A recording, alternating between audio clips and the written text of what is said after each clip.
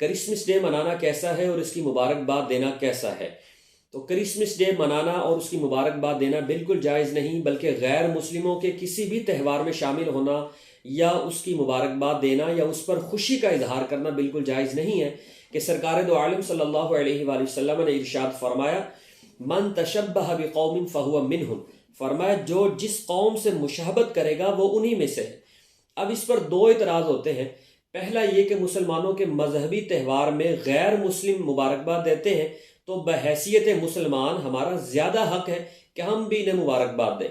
تو دیکھیے کہ اگر وہ لوگ مبارکباد دیتے ہیں تو ہو سکتا ہے ان کے مذہب میں جائز ہو، لیکن ہم اپنے دین کو، اپنے مذہب کو، اپنی شریعت کو دیکھیں گے کہ ہمارا دین اسلام اس بارے میں کیا کہتا ہے۔ تو ہماری شریعت اسلامیہ میں انہیں ان کے مذہبی تہوار پر مبارکباد دینا یا اس میں شامل ہونا یا خوشی کا اظہار کرنا بالکل جائز نہیں، ہمارا دین اس کی اجازت نہیں دیتا۔ تو ہم اپنے دین اسلام پر عمل کریں گے۔ اسی طرح دوسرا اعتراض یہ کیا جاتا ہے کہ حضرت عیسیٰ علیہ السلام نے اپنی یوم ولادت پر خود پر سلام بھیجا۔ قرآن کریم فرقان حمید میں آپ کا فرمان موجود ہے وَالسَّلَامُ عَلَيَّ يَوْمَ وُلِدْتُ وَيَوْمَ أَمُوتُ وَيَوْمَ أُبْعَثُ حَيًّا،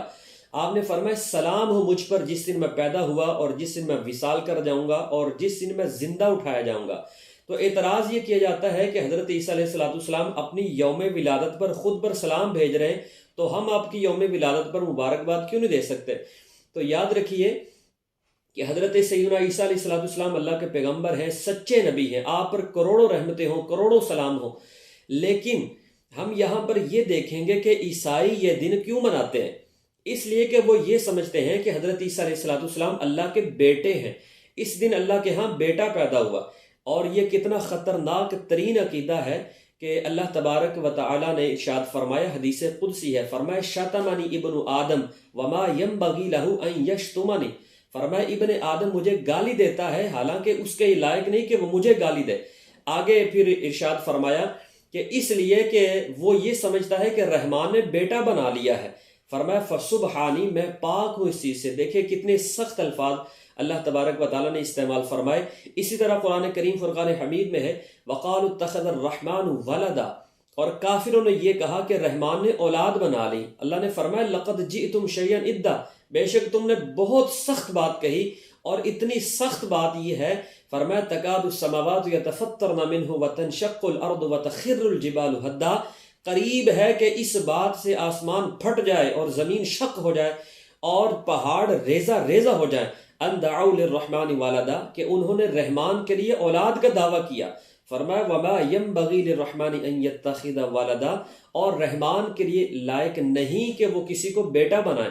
اسی طرح سورۃ اخلاص میں اللہ تعالیٰ نے فرمایا قل هو اللہ احد، اے محبوب فرما دیجئے اللہ ایک ہے، اللہ الصمد، اللہ بے نیاز ہے، لم یلد ولم یولد، اس کی کوئی اولاد نہیں اور نہ وہ کسی کی اولاد ہے، ولم یکن لہ کفوا احد، اور اس کا کوئی ہمسر نہیں ہے،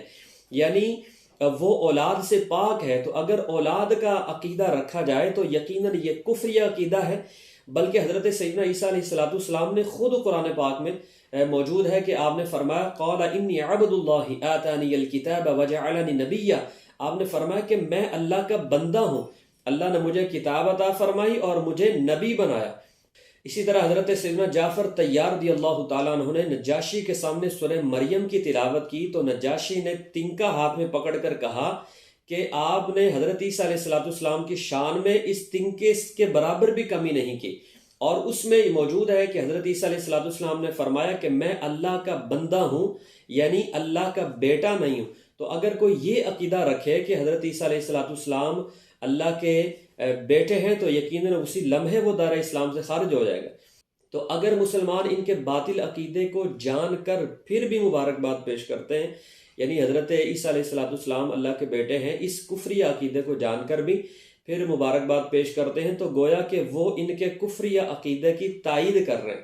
اور بلا شک و شبہ کفر کی تائید کرنا بھی کفر ہے۔ اگر اس طرح ہو گیا ہے تو چاہیے کہ سچی توبہ کریں اور